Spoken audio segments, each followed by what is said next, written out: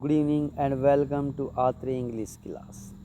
Friends, part 1 video में हमने topic syntax कराया था, उसमें 10 रूल्स डिस्कस किए थे और आज की सेकंड पार्ट वीडियो में हम उसी टॉपिक के नेक्स्ट 10 रूल और करवाएंगे। तो इसमें हमारे 10 रूल्स डिस्कस हो गए थे जिसमें एग्जाम्पल्स के साथ सभी टॉपिक को क्लियर किया गया था। ओके, जो टॉपिक बहुत ही इम्पोर्टेंट हैं, टीजीटी पीजीटी या अन्य सभी कॉम्पिटिटिव एग्ज़ाम्स के लिए मोस्ट इम्पोर्टेंट टॉपिक्स हैं और मोस्टली जो क्वेश्चंस ग्रामर के आते हैं उन्हीं टॉपिक्स से आते हैं।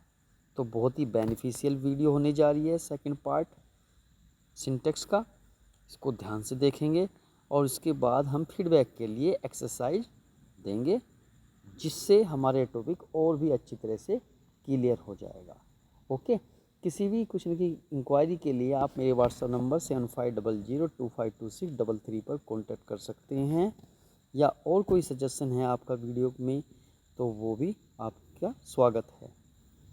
ओके, तो चलते हैं हम नेक्स्ट पार्ट पर।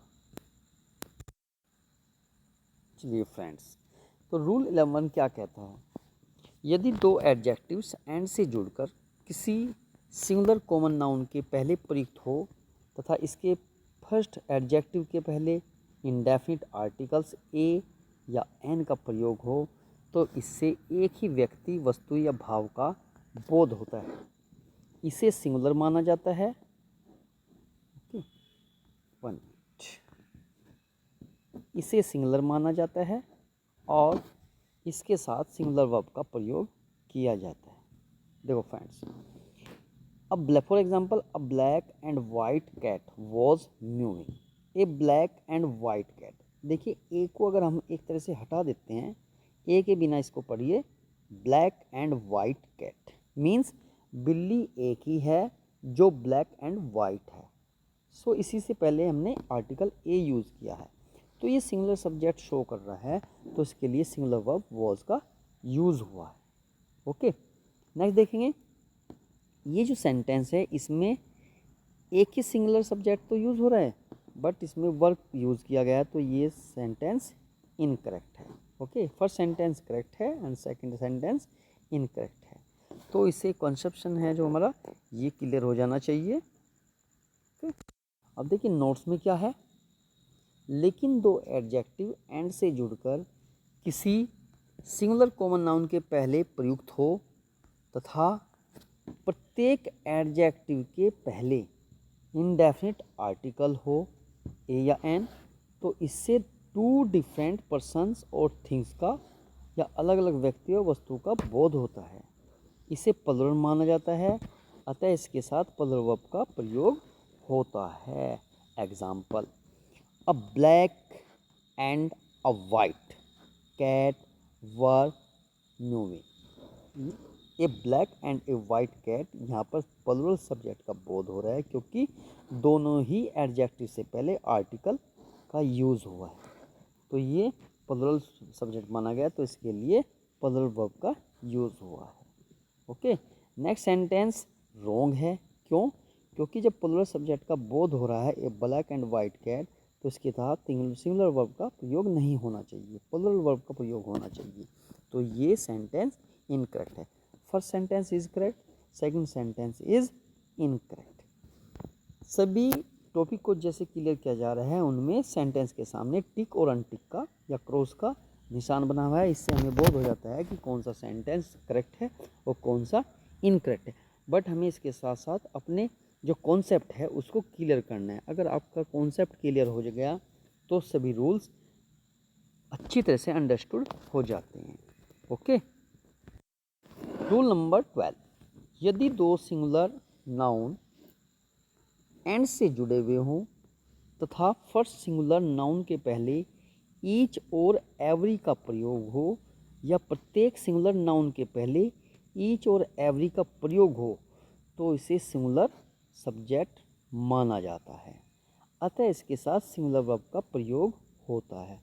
फ्रेंड्स, ईच एंड एवरी, दोनों ही डिस्ट्रीब्यूटिव प्रोनाउन हैं और इन दोनों वर्ड के बाद यदि नाउन आता है, फॉर एग्जांपल ईच पेन और एवरी बॉय, तो ये फिर डिस्ट्रीब्यूटिव एडजेक्टिव कहलाता है, क्योंकि नाउन को क्वालिफाई करते हैं।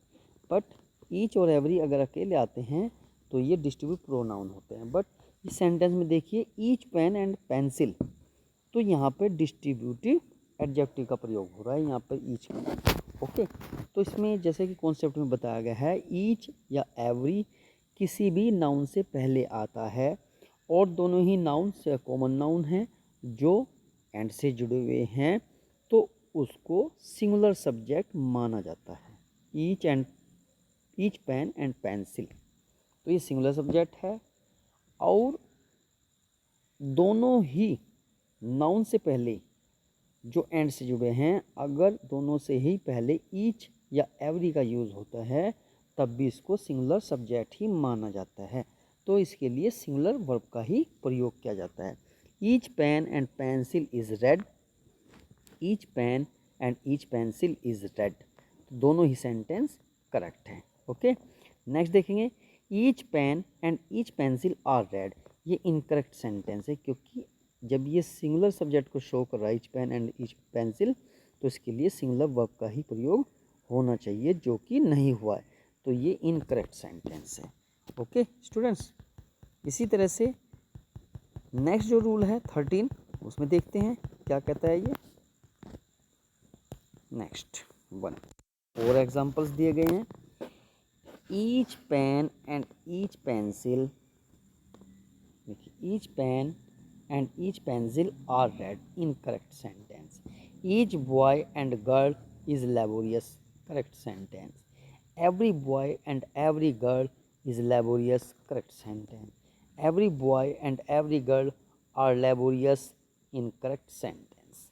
Okay, next rule number 13, each का प्रयोग सेंटेंस के सब्जेक्ट के रूप में होने पर इसके साथ सिंगुलर वर्ब का प्रयोग होता है। यदि किसी सेंटेंस में सब्जेक्ट ईच ही हो तो उसको सिंगुलर माना जाता है, उसके साथ सिंगुलर वर्ब का ही प्रयोग होता है। Example, each has a pen, correct sentence, क्योंकि ईच को सिंगुलर माना गया है तो इसके साथ सिंगुलर वर्ब हैज़ का यूज हुआ है। Next sentence, each have a pen, incorrect sentence, क्योंकि जब ईच को एज ए सब्जेक्ट सिंगुलर माना गया है तो इसके साथ प्लुरल वर्ब का प्रयोग नहीं होना चाहिए। ओके, नेक्स्ट देखेंगे, प्लुरल नाउन और प्लुरल प्रोनाउन के बाद ईच का प्रयोग हो तो इसे प्लुरल माना जाता है तथा इसके साथ प्लुरल वर्ब का प्रयोग होता है।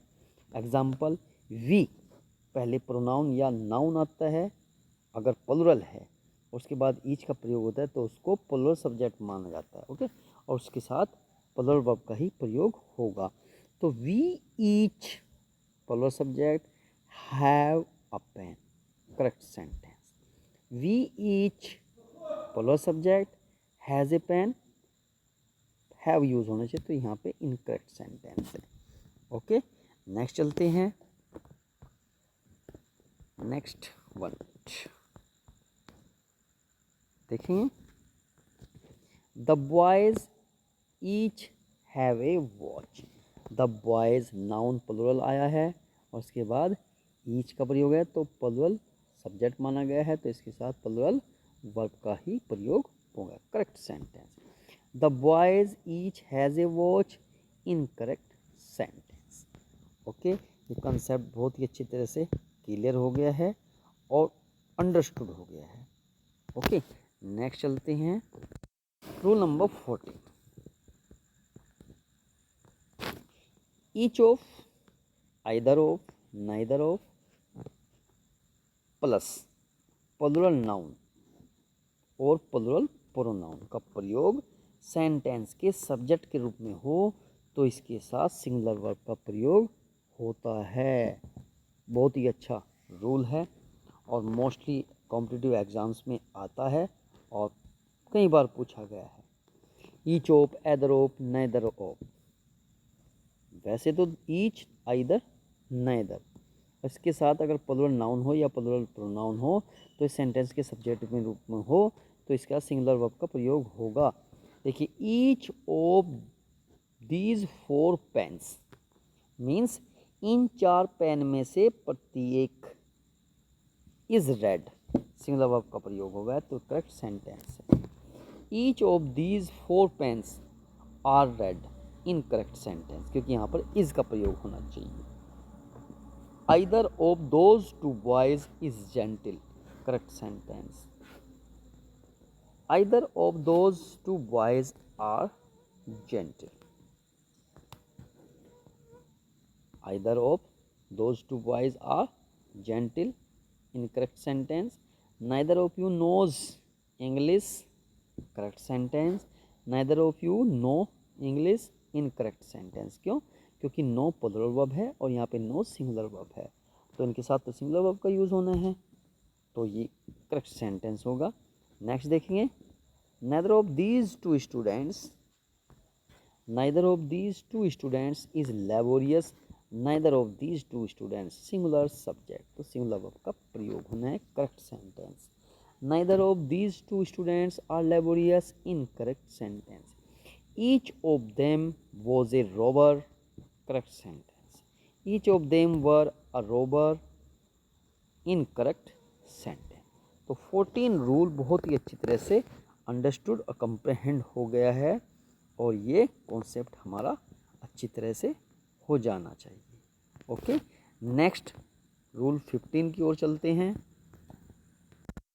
Next rule number 15, each every either neither plus singular countable noun का प्रयोग सेंटेंस के सब्जेक्ट के रूप में हो तो इसके साथ सिंगुलर वर्ब का प्रयोग होता है। जैसे ईच बॉय वॉज हैंडसम, देखिए ईच एवरी आइदर नेदर के साथ अगर सिंगुलर काउंटेबल नाउन हो तब इसको सिंगुलर सब्जेक्ट माना जाता है और इसके साथ सिंगुलर वर्ब का ही प्रयोग होता है।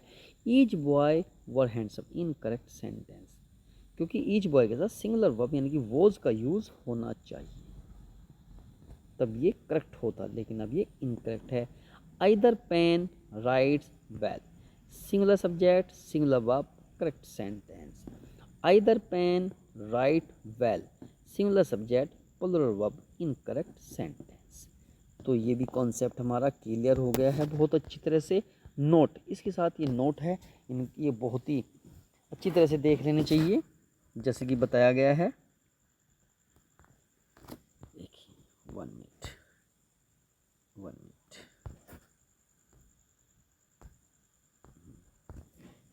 यस,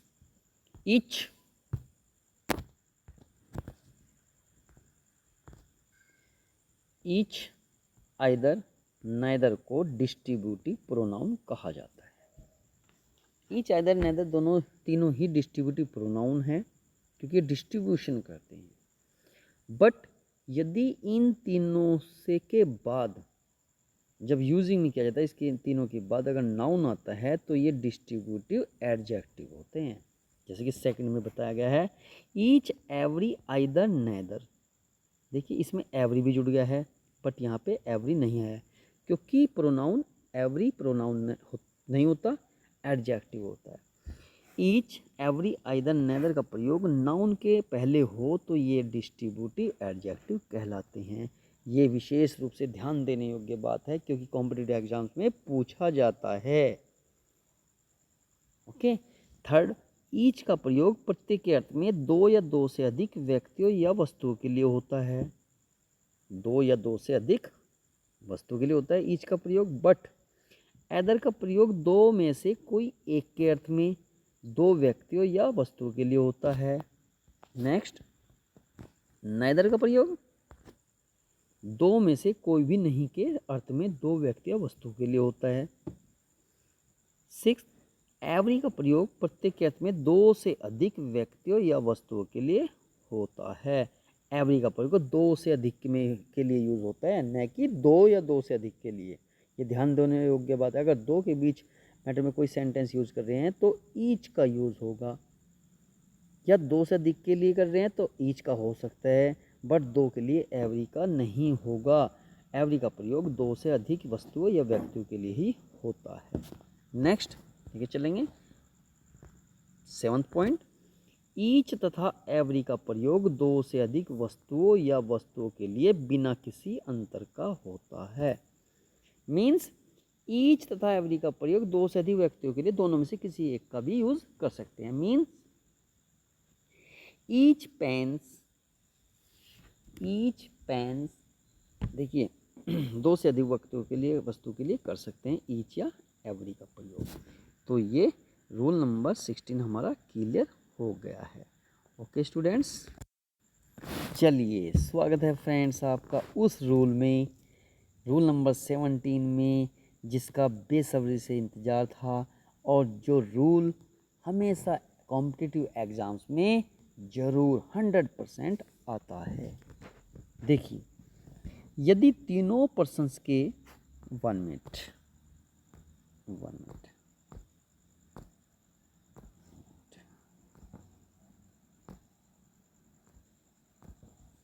यदि तीनों पर्सन्स के प्रोनाउन एंड से जुड़कर सेंटेंस के सब्जेक्ट के रूप में प्रयुक्त हो तो गुड सेंस में प्रोनाउंस के 2, 3, 1 के सीक्वेंस को फॉलो किया जाता है तथा इसके साथ प्लूरल वर्ब का प्रयोग होता है।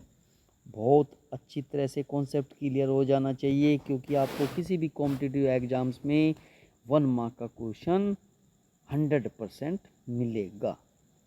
देखिए क्या कहा गया है, गुड सेंस में अगर तीनों पर्सन्स के प्रोनाउन एक साथ एंड से जुड़कर यूज होते हैं किसी सेंटेंस में गुड सेंस में, तो 2, 3, 1 के सीक्वेंस को फॉलो करेंगे। मीन्स पहले जो प्रोनाउन होगा वो सेकंड पर्सन का यूज होगा, फिर नेक्स्ट थर्ड पर्सन का होगा और फिर एंड होगा, और एंड के बाद फर्स्ट पर्सन का प्रोनाउन होगा। मीन्स 2, 3, 1 का सीक्वेंस होगा और इसके साथ प्लूरल वर्ब का प्रयोग होगा। प्लूरल वर्ब ओके, तो हमें एग्जाम्पल में लेके चलेंगे। दीजिए ध्यान, देखो स्टूडेंट्स यहाँ पे देखिए किस तरह से यूज हुआ है। You second person, he third person pronoun and I first person pronoun. Mean sequence क्या होगा 2, 3, 1 आर गुड फ्रेंड्स। ये गुड सेंस में यूज हो रहा है तो सीक्वेंस हमारा 2, 3, 1 का होगा। ओके, करेक्ट सेंटेंस है। यदि हमने इसी सेंटेंस में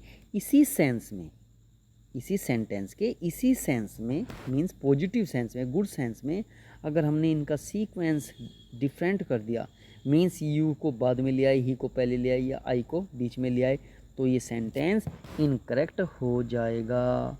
एग्जाम्पल आप देख सकते हैं, ये इनकरेक्ट सेंटेंस है। You, he and I am good friends, incorrect sentence. क्यों? क्योंकि इनके साथ प्लूरल वर्ब का यूज़ होना था। सीक्वेंस तो वही है 2, 3, 1 का, लेकिन प्लूरल वर्ब का यूज़ होना था जो कि नहीं हुआ है।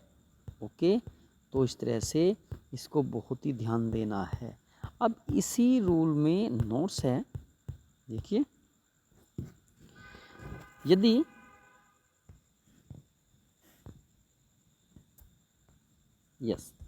यदि 2 पर्सन्स के प्रोनाउन एंड से जुड़कर सेंटेंस के सब्जेक्ट के रूप में प्रयोग हो और गुड सेंस में हो तो ये प्लूरल वर्ब का प्रयोग होगा।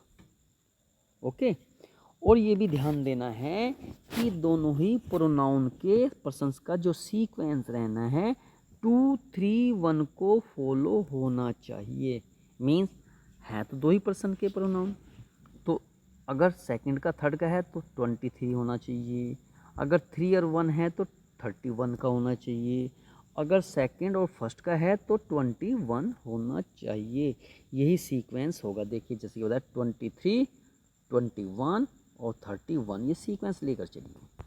इसको ऐसे बोल सकते हैं 2, 3, 2, 1 और 3, 1। अगर 2 पर्सन के प्रोनाउन किसी भी इस तरह से मिलते हैं तो उनको इसी सीक्वेंस में रखना है। Okay, example, you and he are good friends, ये गुड सेंस में आ रहा है, प्लूरल वर्ब का यूज़ हुआ है।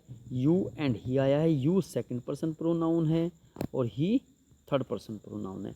तो यहाँ पे 2 3 का सीक्वेंस होगा, ये देखिए 2 3 का सीक्वेंस। ओके, तो ये फॉलो हुआ है, ये देखिए ये 2 3 का सीक्वेंस यहाँ पर हुआ है, ये 2 3 का सीक्वेंस यहाँ से हुआ है। नेक्स्ट सेंटेंस देख लीजिए, यू एंड ही, यहाँ पे सिंगुलर वर्ब आ गया तो ये इनकरेक्ट सेंटेंस है। इस तरह से लेके चलेंगे। नेक्स्ट देखिए, एग्जाम्पल्स बहुत हैं, इनको बहुत ही ध्यान से देखना है। यू एंड आई, यहाँ पे सेकंड पर्सन और फर्स्ट पर्सन, तो थर्ड पर्सन का है नहीं, तो यहाँ पे 2 1 का सीक्वेंस फॉलो हुआ है, उनके साथ प्लूरल वर्ब का प्रयोग हुआ है, तो correct sentence.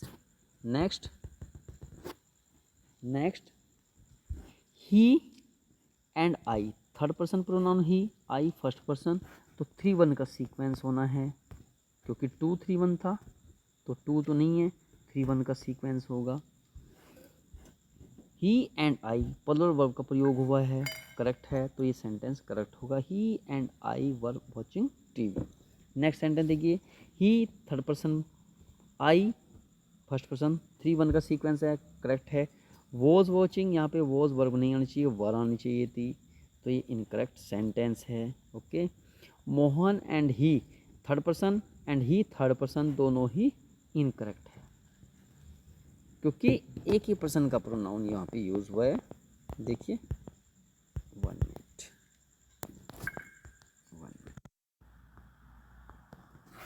Mohan third person, he third person, and से दोनों जुड़ गए तो उनके साथ प्लूरल वर्ब का यूज होना चाहिए, तो करेक्ट सेंटेंस है। Next, Mohan third person, he third person, and से जुड़ा हुआ है तो उनके साथ प्लूरल वर्ब का यूज होना चाहिए, वॉज यूज है, सिंगुलर वर्ब यूज हो रही है, तो इनकरेक्ट सेंटेंस है। अब इसके साथ नोट देख लीजिए, नोट में क्या बताया गया है।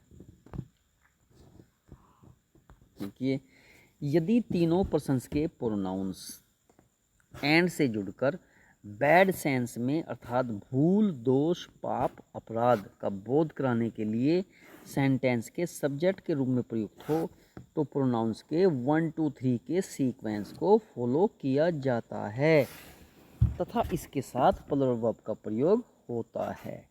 देखिए, जो फर्स्ट नेक्स्ट रूल, जो लास्ट रूल बताया गया था उसमें तो 2 3 1 का सीक्वेंस प्रोनाउन का तब होगा जब गुड सेंस में सेंटेंस का बोध हो, बट यदि सेंटेंस का सेंस भूल, दोष, अपराध या पाप का बोध कराता है, यानी कि नेगेटिव सेंस दे रहा है, तो वहाँ पर सीक्वेंस 1 2 3 का होगा। Example, I first person, you second person and he third person, 1 2 3 का सीक्वेंस है और आर गलतियाँ नेगेटिव सेंस दे रही है। देखिए करेक्ट सेंटेंस है और इनके साथ प्लूरल वर्ब का प्रयोग हुआ है, तो ये करेक्ट सेंटेंस है। देखिए, आर गलतियाँ नेगेटिव सेंस दे रहा है, मीन्स यहाँ पे अपराध या दोष का प्रयोग हुआ है, सेंस दे रहा है।